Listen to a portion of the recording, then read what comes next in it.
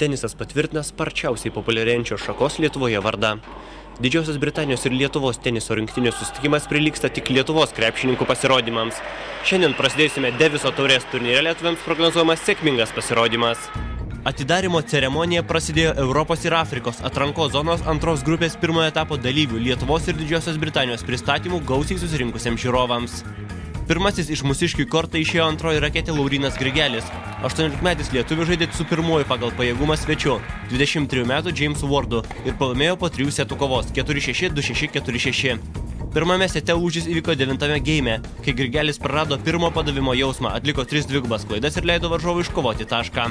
Antrajame sete Britas visiškai perėmė iniciatyvą ir laimėjo 4 geimus iš eilės. Manau, kad šiandien pritrūko servo, nes buvo nelabai kaip servavau. Paskui ir sunkiai tvarkiausi su priėmimu.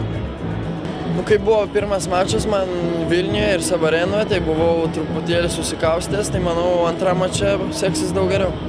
Yeah, there's always a bit of pressure because on paper I'm expected to win.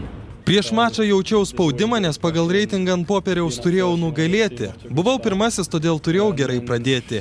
Jaučiau, kad žaidžiu ne namuose ir žiūrovai palaiko ne mūsų komandą. Šie 2 veiksniai buvo prieš mane, bet pavyko susitvarkyti. No, you get used to it after a few games and then you just have to take it for what it is. Vienas varžybų organizatorių Arūnas Jasaitis džiaugėsi puikia mačo atmosfera ir tikėjosi, kad žiūrovai lietuvaičius palaikys viso savaitgalio metu. Jau pirmose mačuose teniso kovas stebėjo maždaug 1800 žmonių, kurie sutiko už bilietą susimokėti keliasdešimt litų. Fantastika. Iš tikrųjų įvyko tai, ko mes patys ir tikėjomės, kad iš tikrųjų nerealus dalykas. Tai yra pirmą kartą Lietuvoje tiek surinkti žiūrovų į teniso mačą, tai yra, mes labai džiaugiamės.